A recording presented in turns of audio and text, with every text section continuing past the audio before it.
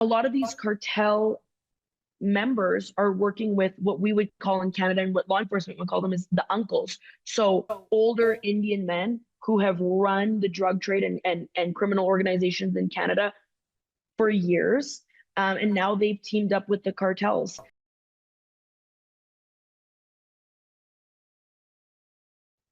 Last time we talked, you mentioned that your source told us that she was absolutely terrified.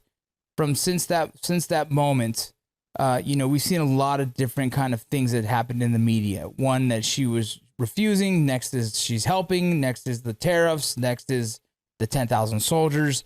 And so it seems to kind of be going this back and forth, trying to navigate this waters with Trump, right? And trying to see, how do I please him at the same time, not create the drama with the tariffs, and then at the same time still save face. And that's what it feels like from my position, kind of watching. She's trying to save face.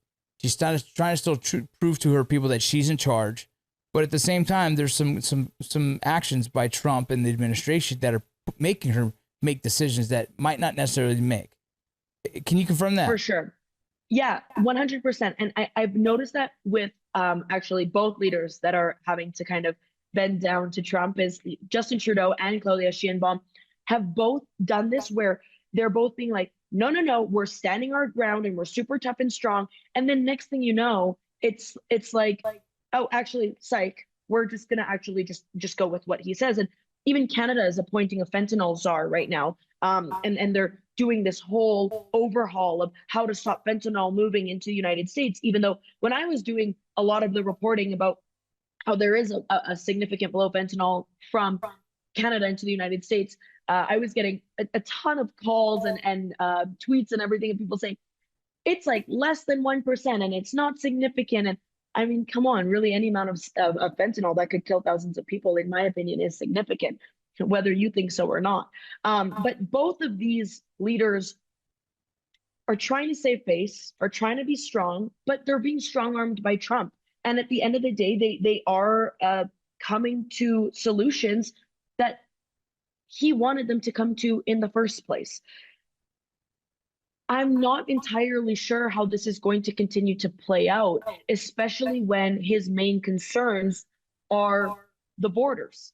Because now, Claudia sent those 10,000 National Guard to the border. Canada's appointing a fentanyl czar and is putting out a press release like exhaustingly every week about how much fentanyl they're stopping. And it's almost like a show to show Trump, hey, look at us. We're doing exactly what you want. We're securing the borders. But how much of this really differs from the status quo, from what was already being done, from the National Guard that was deployed to the Mexican-US border in 2019 and 2020, to the fentanyl that was being cracked down on, the flow from Canada to America in previous years as well.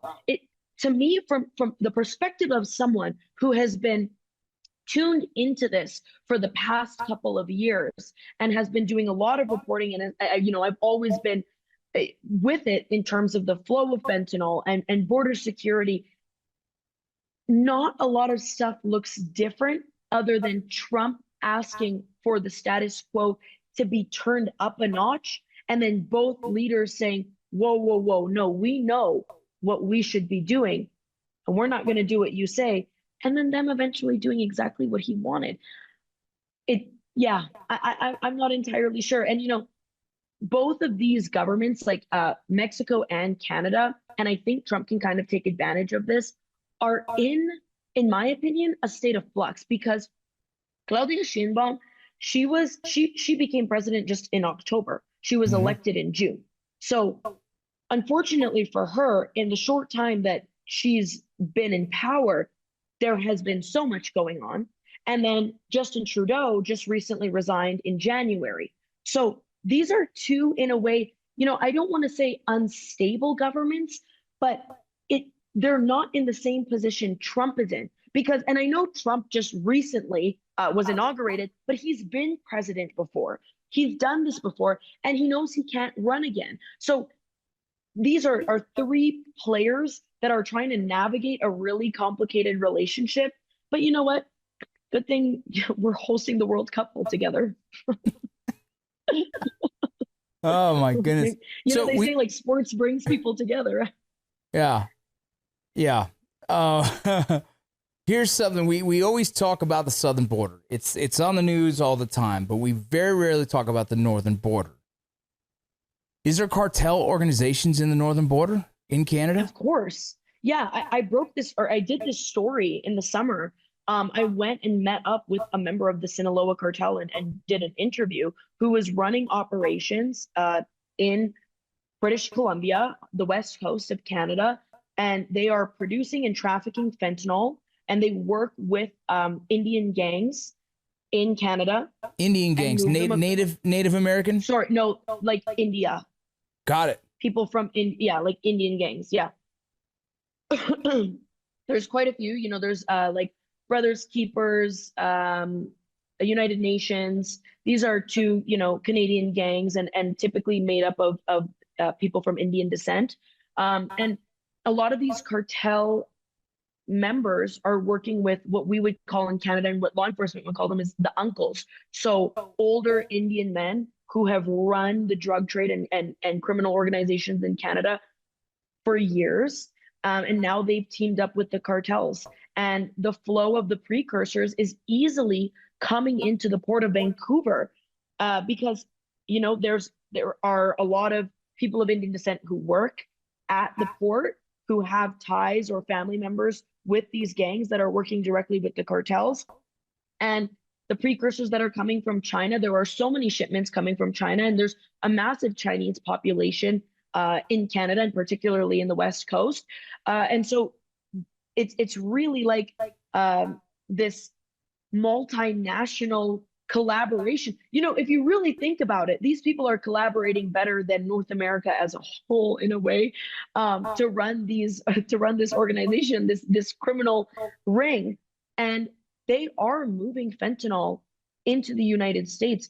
And I think that this is going to be amped up. You know, if you look at statistics, and a lot of people will argue, the flow of fentanyl from Canada into the United States is nothing compared to the flow of fentanyl from Mexico into the United States. But when I spoke with my source from the cartel who was operating in Canada, he said that it fluctuates the amount that they are moving. And that's because Canadian Border Patrol will flag certain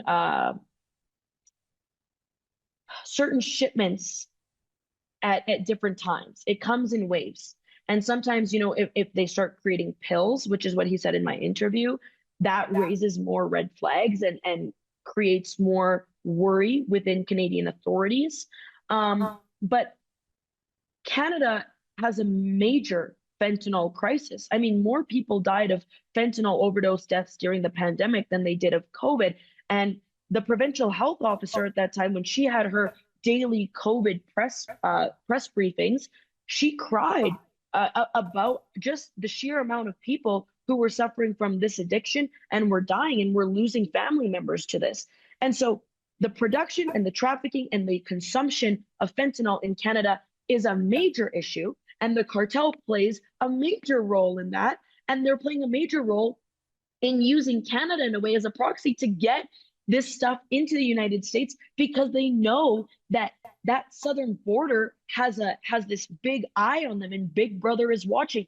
Whereas in Canada, we, for the most part, have a pretty unsecured border. It's pretty under the radar. And, you know, it actually just came out. I think this broke yesterday or the day before. A family was crossing into Canada from the United States illegally.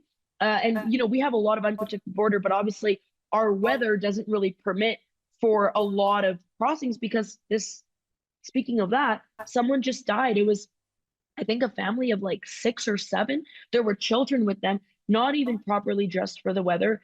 And someone died. They were trying to cross into Alberta, which is a prairie state in Canada, because the weather is very extreme. But I think that also the panic of people who are living undocumented in the US is also extreme. And these people are going to try to get into Canada. Yeah.